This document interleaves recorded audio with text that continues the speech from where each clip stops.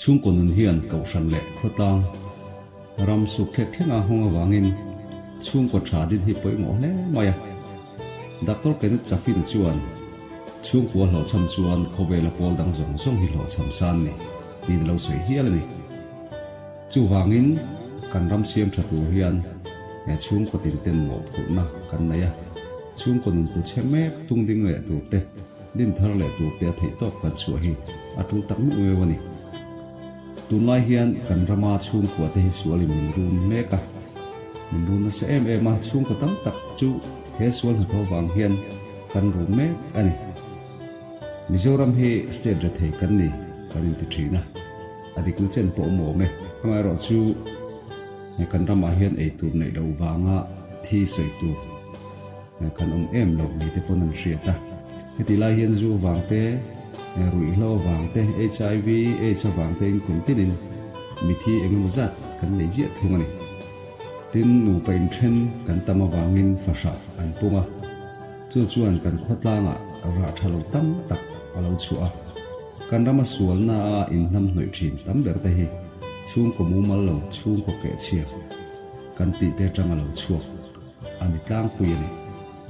machine ko sak dan zero mi te chuan khowela machine nun hona bol tum tu le om je dei ti tu tu chung ko hi ni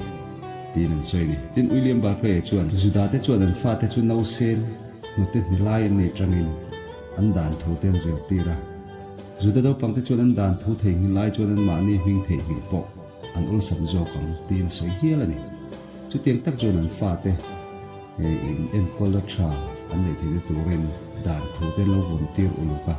thei to kan lo chu thin ni heng te wang ko hi ni mai theya juda te chu khovel hun sang ati darin anum thina andam se em an ni aya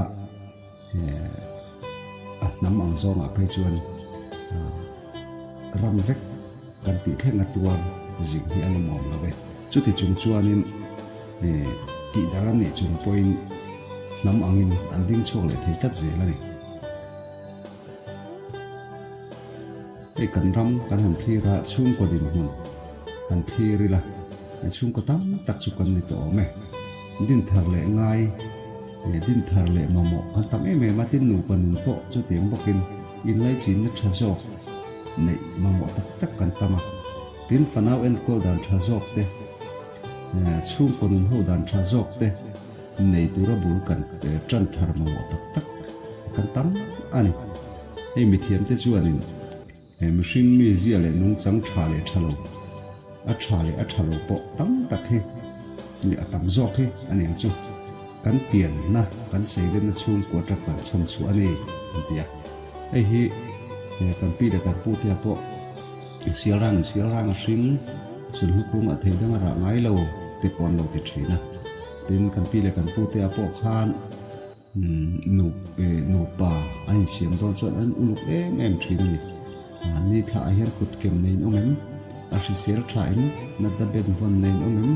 e ka te chi zong zong te kan lo thil thin ni chung kwa din an lo uluk em thina thi Anderson chuan ti hian soi ni tual that tu za som riat te an chung koin en kol na thalo atanga tual tha du da thin lung pu an ni ti hialin soi ni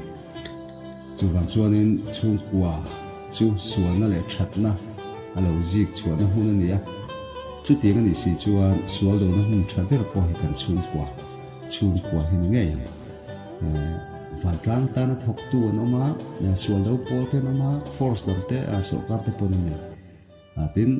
numin siam thana tu center rang te po kan ni ma se heng te hi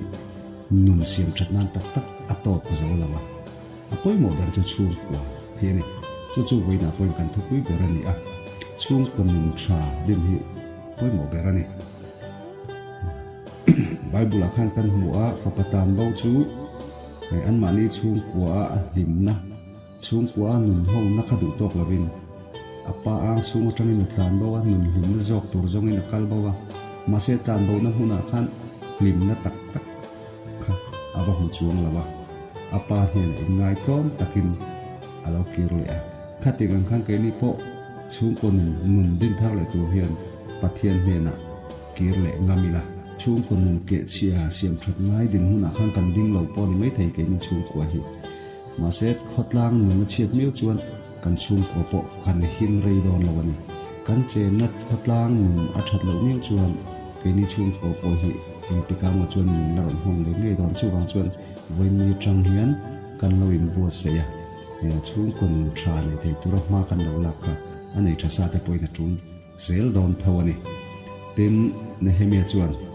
ha u soi chet kan ni to lo nan Jerusalem ko chu idin thar leang u atia soi chet kan ni